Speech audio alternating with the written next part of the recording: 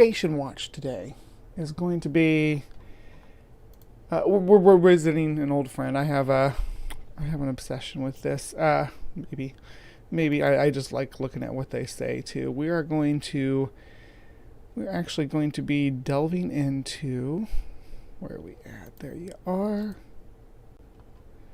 No, it's not Indiana Joe. That's just my slide for the beginning. The guy we're talking about is going to be on the slide. Well, I don't know if he wrote the article. But we're looking at answers in Genesis. Again, and I know it's repeat offenders, but they got so many things to talk about. Look at this list here. Amphibians, animal behavior, aquatic animals, are humans animals, birds, dinosaurs, extinct animals, hybrid animals, reptiles. So there's a lot that we're going to need to go over here with AIG. So we will be returning here frequently. This is their education stuff. This is their answers that they're giving. So we need to look at these answers and see if they hold water. But I saw something on here near and dear to my heart when I saw creepy crawlies was a topic they cover. And they got a few different things to go over that we will maybe go back and visit some of these articles.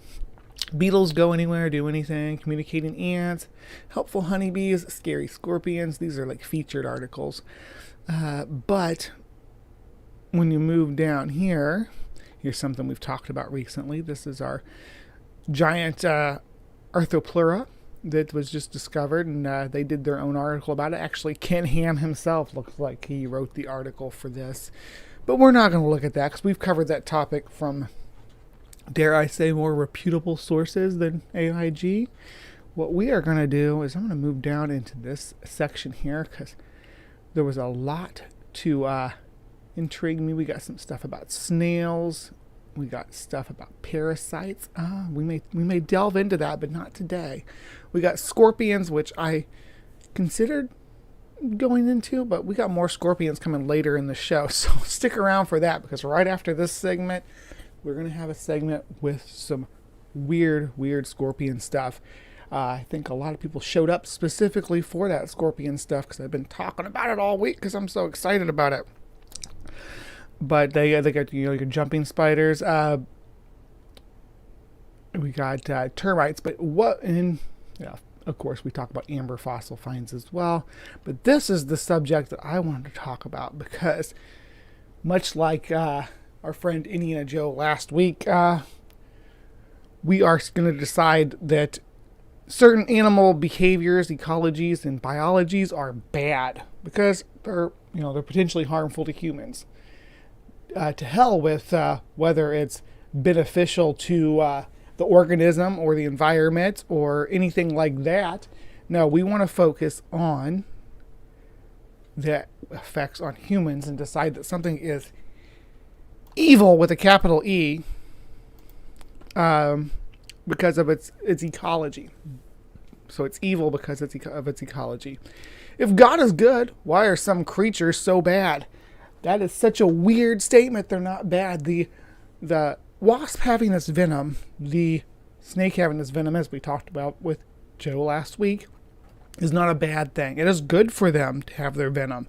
It helps them protect themselves from predators. It helps them subdue their prey. In the case of many species of wasp, it helps them paralyze their brood chambers because they lay their eggs inside other insects. And we'll get into that later as well because Answers in Genesis has some weird ideas about parasites. This article, before we get too far into it, is authored by Dr. Gordon Wilson. We may visit him a little more closely in a moment after we read the article. Anyhow, who hasn't had a picnic ruined by angry, stinging wasp coming out of nowhere, or fled in terror when stumbling across hornet's nest in a treehouse or tool shed? Their vicious stings have earned them a nasty reputation. But the evil of wasp goes much deeper. The evil. They're not going to clarify what they mean by evil. We're just going to say right now that what makes something evil is if it has a negative impact on humans. regardless of the impact it has on the overall environment, ecology. It's how it affects humans that makes it good or evil. In the world of insects, known for some pretty terrifying predators, wasps are premier killers. Their sleek sports car exterior, often black and yellow, belies a complex arsenal of anatomical, physiological, and behavioral designs to deal out death and destruction. They won't hesitate to kill their own kind either, and their life cycle includes larvae that eat creatures alive. Charles Darwin observed some of these horrific behaviors and asked himself a natural question. How could such evil exist if a good God created the world? I need a citation on Darwin saying that. Live chat. Did Darwin ever say, how could such evil exist when describing a wasp? I don't know if he would. It doesn't seem like something a scientist would describe a wasp as evil. They have their own behaviors that have developed over millions of years. All in the family.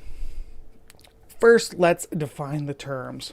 We're not talking about just a few familiar species commonly called wasp. A host of nasty insects fit into this category. They belong to a large order, Hymenoptera, which also contains bees and ants.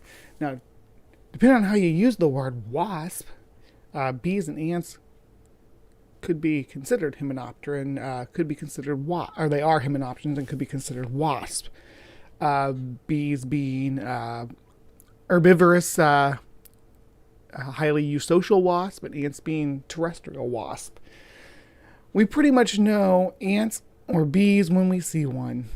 Wasp, however, are harder to define.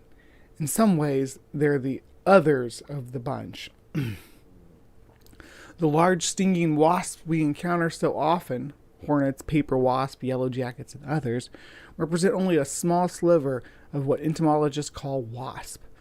Most are tiny parasitoid with tens of thousands of species spread over 40 families.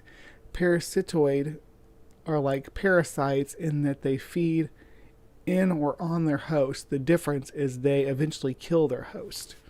That's fair. Yeah, that's a fair definition, and it is correct. Many species of wasp are parasites, or parasitoid. There's actually whole families that are named specifically for their particular proclivity towards whatever insect they parasite on. Because many of these are under half an inch long, they can't successfully sting humans. Our skin is too thick and their stingers are too short. So we don't notice them. How nice, they can't sting me, we might say. But they still display an insidious lifestyle. Like their bigger cousins, their gruesome behavior highlights an evil that needs explanation. Oh, here we go. We're gonna describe natural evil here. So listen up. This is what AIG says is evil. So, what does evil, or more specifically, natural evil mean? Evil, in this sense, is not a willful, culpable disobedience against God. Natural evil is in the biological realm. Refers to the present-day arsenal of living creatures that are designed to deal out death and destruction in a post-fall world. Oh, goodness. Death and destruction. You mean they are doing resource collection and their specialized resource collection and reproduction processes? Is that your death and destruction? Because I think that they're just propagating their own species, and they have evolved specific predatory and reproductive characteristics that allow them to propagate successfully in a specific environment. Death and destruction, though. Most shouldn't say most, but many, let's say many species deal out death and destruction in some way or another. Even the most benign of creatures can, under certain circumstances, become dangerous or deadly. It's, for instance, like a mole is going to be harmless to a human. Wouldn't be harmless to you if it was stuck in your throat, though. So, I mean, think about that. It's anything can be dangerous in the right situation. The war of reproductive rights. Before we examine why wasps are so evil, we need to recognize some of the most shocking behaviors so we can consider why they might exist today in our fallen world. And for anybody not familiar with some of this terminology, the fallen world is, of course, after Eve took the bite of the apple and everything went to shit. So there were no thorns, no fangs. All animals lived happily together. Let's see. Darwin didn't say evil. I cannot persuade myself that a beneficent or omnipotent God would have created the ichneumanoidea. Yeah, that's fair. I don't think he said evil either. Thank you, Nathaniel, because I almost called you Nathan, who switched it to Nathaniel. So, yeah, thank you, Nathaniel, for looking that up for me. I really appreciate that. His next sentence. Not believing this, I see no necessity in the belief that the eye was expressly designed. The wasps of Australia aren't too bad, so why does everybody think the animals and insects here are out to kill you? I don't. I think that they're out to protect themselves and prey. I think the reason that venomous animals are so successful in Australia is because they were allowed to evolve and dominate the small animal niche very early on, and they haven't had a lot of ecological pressures. What's interesting, though, is that and I'm getting off topic here, is that some of the spiders in Australia have venom that is specifically the funnel webs is mainly what I'm thinking about, that is specifically harmful to primates, even though there are no natural primates in Australia. Really fascinating topic. All right, let's see here. All right, in a fallen world, creatures often must compete to survive. Natural evil includes behavior to establish mating rights and claim limited real estate so animals can brood their young. Across the animal kingdom, so much sparring bouts occur so competitors can size up who is the dominant dude. I like that, dominant dude. Wasps take these battles to another level. Death match of the fig wasp. A fig wasp from the genus, I'm going to pronounce this word, Pygoscapus, family Agonidae. For example, recently researchers observed the adult female will fight other females, a rarity in nature. They mate inside the fig in which they hatch, where they develop to adulthood. Then the leaves of the fig squeeze into another immature fig, a hollowish small capsule of tiny flowers to lay eggs. It's not roomy enough for more than one female's brood, so if another female enters, violence ensues. Often heads roll, literally. The winner gets the fig to herself. The phrase, "I don't give a fig," does not at all apply here.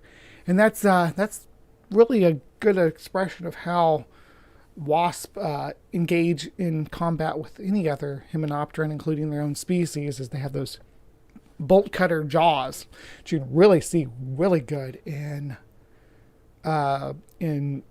the Asian giant hornet, or the murder hornet as they're called. They have very sharp bolt cutter jaws and that's what they do to the bees too. When they get into their hive, they sit there and decapitate them. The fig she lays her eggs on will most likely be her grave. Her offspring hatch, feed, pupate, and metamorphose within the teensy flowers in this tiny chamber. The young adult males mate with the young females, then dig out, blazing a trail through which the females later escape. Upon exiting, the females find another unripe fig to start the cycle all over again. All right, here's the fun stuff. A zombie master. Beheading may seem pretty gruesome, but there are thousands of species whose behavior make the fig wasp look pretty tame. The emerald jewel wasp, family Ampullicidae, are a case in point. They are known to attack cockroaches and temporarily paralyze their front legs with a well-delivered sting to nerve networks in the thorax. Once the target is subdued, the wasp makes more surgically precise stings to the brain. This subdues the cockroach so that it becomes a submissive zombie-like slave. It gets worse. Reader discretion is advised. We're going to continue on. We're going to truck forward in deciding whether Answers in Genesis is right about the evil of wasp. The wasp cuts off most of the roach's antenna. They remain stumps severed as a sippy straw for the wasp to drink its blood to nourish itself. Sip, sip, so to speak. Ooh. The way they're describing this is so weird. They're describing it like a horror movie monster. As a lamb to the slaughter, the wasp guides the roach into a burrow where the wasp lays an egg on the victim. So this one's not inside of them, they're on them. So they lay the egg right on top of them. To prevent the roach from wandering out or predators from wandering in, the wasp barricade the entrance with debris. The egg hatches and the larva eats the roach alive. It starts with the outside for several days and then feasts on the innards in a careful way to keep it alive. The wasp larva pupates. The pupa is the stage between larva and adult within the roach's abdomen and emerges as an adult wasp. Okay, so far the science is right on this. I'm just feeling to see how it's evil, though. Can we explain why it's evil? Some wasps lay eggs inside their favorite caterpillars. When they hatch, wasp larvae eat their way out and spin a cocoon on their unfortunate host. That's for that image right there. We've seen that before here in the hive, but yes, and we may delve more into some parasitoid wasp at some point. A source of Darwin's doubt. It's no wonder that little blighters of the family Ichneumonidae, another family loaded with parasitoids, contributed to Charles Darwin's loss of belief in a loving personal God. He reasoned that a God who designed these grisly life cycles couldn't be good at all. Darwin didn't want to conclude that an all-powerful, holy God was ultimately responsible for designs these dastardly devils. Sorry, my eyes are starting to get a little blurry here. I think I need new glasses. This thinking motivated him to find a completely naturalistic explanation for all this carnage and gore. This way he could impersonalize that which he found repugnant. A higher being would not be to blame. We too need to grapple with these examples of natural evil, but not in the same way Darwin did. Yeah, they're going to make up some loopholes about the fall of man, and for some reason the fall of man turned all the animals into killers. I don't know, it's a really weird flex, but let's see what they have to say. The true origins of evil. Evil! I want to get, I got SpongeBob on the brain, but I want to get Mermaid Man screaming that and have him just say that every time we say evil in this document. Maybe I'll do that when I publish this one. We need to be anchored in God's world. On the one hand, we know God is completely good. God is light and in him is no darkness at all. First John, let's see, John, that's I think that's how you say it. First John. Anyway, yeah. On the other hand, there are thousands of predators, parasitoids, parasites, and pathogens, disease-causing microbes. Why? The answer is simple. The whole creation has been groaning together in the pain of childbirth until now. Romans 8:22. Adam's sin had negative consequences throughout the cosmos, including all living creatures. So let's keep that in mind, the cosmos. That this one dude taking a bite of an apple, whole cosmos suffers from that. Every living being, every animal, every plant, every microbe, they are all affected by this dude taking a bite of an apple.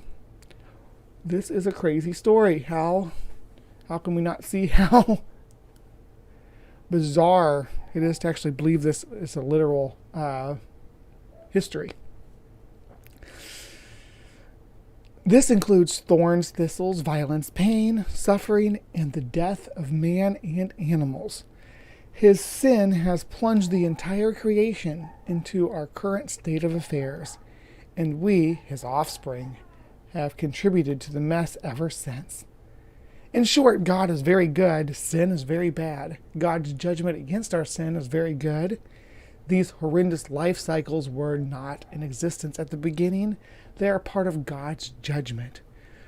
We and all creatures were vegetarian at first, Genesis 1:29 through 30, but then God stepped in. Romans 8:20 through 21 says, "For the creation was subjected to futility, not willingly, but because of him who subjected it, in hope that the creation itself will be set free from its bondage to corruption and obtain the freedom of the glory of the children of God." Thankfully, this, in short term, God uses evil as a warning and goad so that we will turn from evil and trust in his chosen Savior, Jesus Christ, his Son. Those who turn from evil and trust him have a promise. He will wipe away every tear from their eyes, and death shall be no more. Neither shall there be mourning, nor crying, nor pain any more, from the former things have passed away. That's Revelations 21:4. It's for the former things have passed away. This doesn't explain why those things are evil. Thorns are a good topic on that, because thorns help protect the plant's foliage from foliivores. And if everything was vegetarian at first, you think thorns would have been more prominent because they would have had more foliivores coming after their leaves to nourish themselves, and would have developed thorns to protect their leaves so that they could continue to collect food from the environment, in which case with plants, of course, it's through photosynthesis in the sun. They need their leaves to collect light, and animals eat their leaves. Well, little makes it so they can't collect as much light, and is bad for them. So they develop thorns to help protect. Thorns, poison on the leaves, poison in the leaves, spines, barbs. They different things have evolved in order to help protect the leaves from the foliivores. But vegetarians, it would definitely be a reason for more thorns, not less thorns. The gospel doesn't only redeem humans. God promises that he will transform the entire creation so that all the evil is wiped out, including the wicked ways of the wasp. Nasty things. There's so much anthropomorphizing here going on. It's hard to rebut that or refute that, because they want to make everything about humans. Humans caused this fall, caused the animals to get venom, to get stingers, and humans are going to cause that to go away, apparently. So what was a wasp's ecology like before the fall? What did it do to reproduce? Where did it lay its eggs? What did its young eat? And again, with the foliivores, more animals eating fruits and vegetables and plant matter, they would, again, I hate to beat this drum again and again, but that would create more negative traits, or what they would call negative traits, like thorns in plant life. Now we're going to look at real quick here the pepsis, because that's one of my favorites. The tarantula hawk pepsis. This is the spider wasp, Pompilidae, specialized in hunting spiders.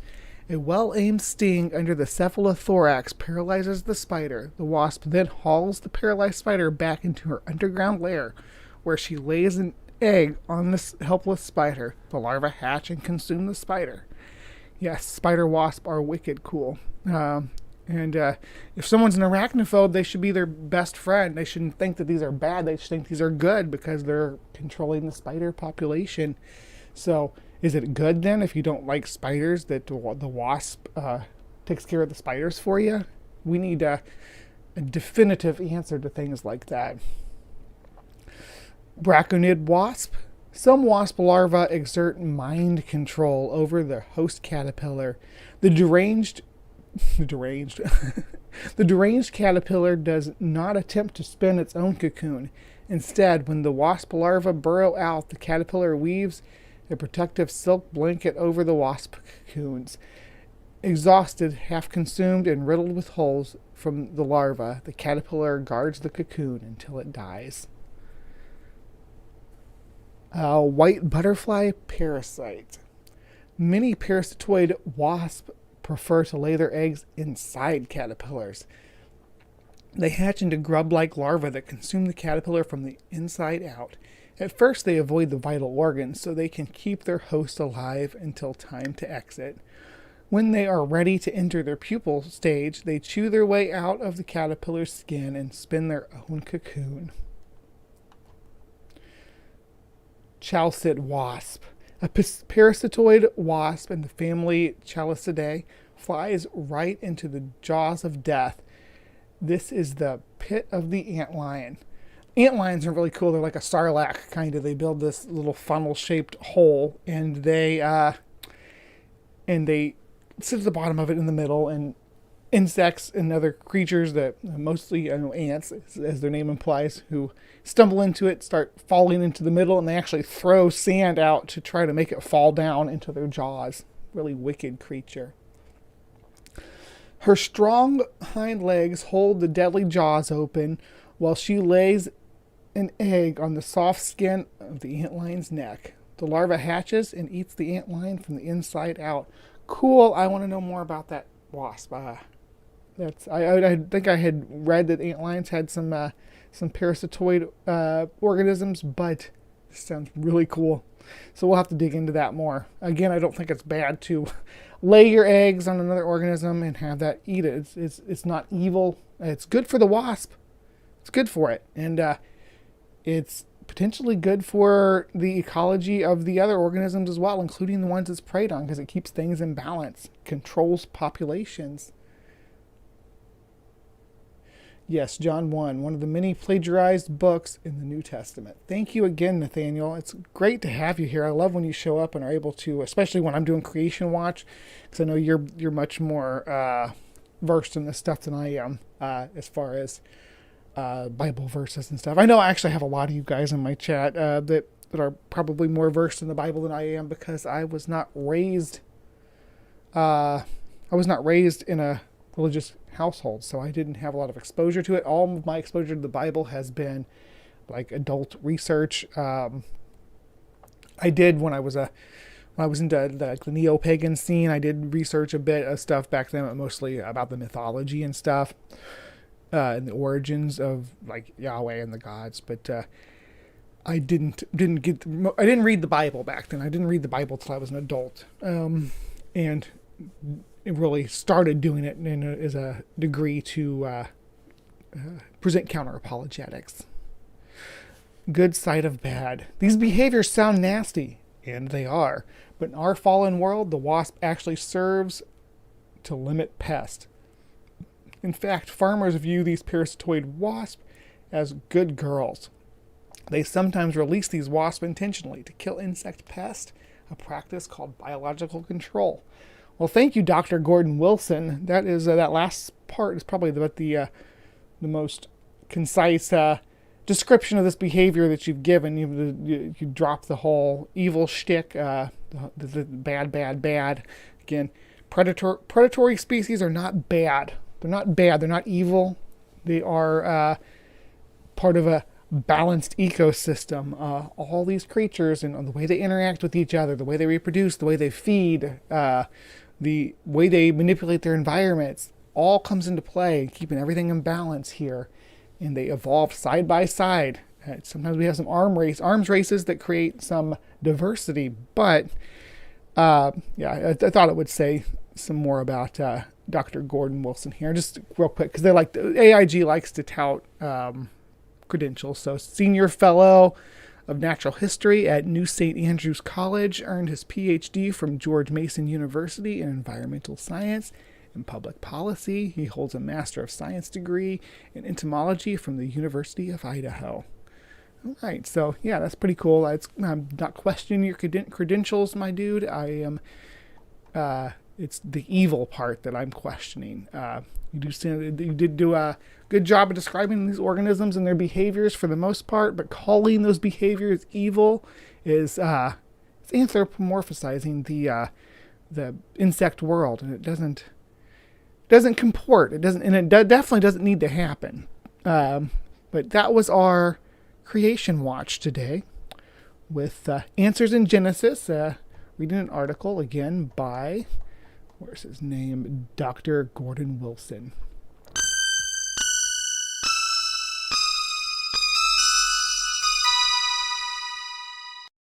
Evolution.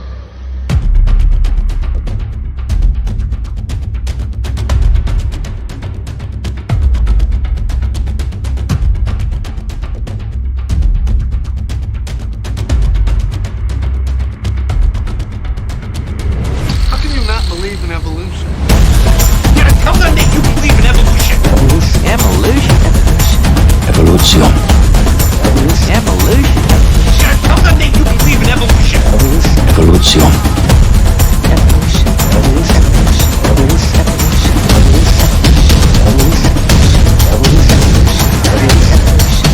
Yeah, tell them that you believe in evolution.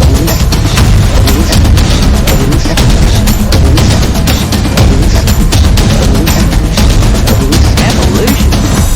You're not going to get us to not believe in evolution.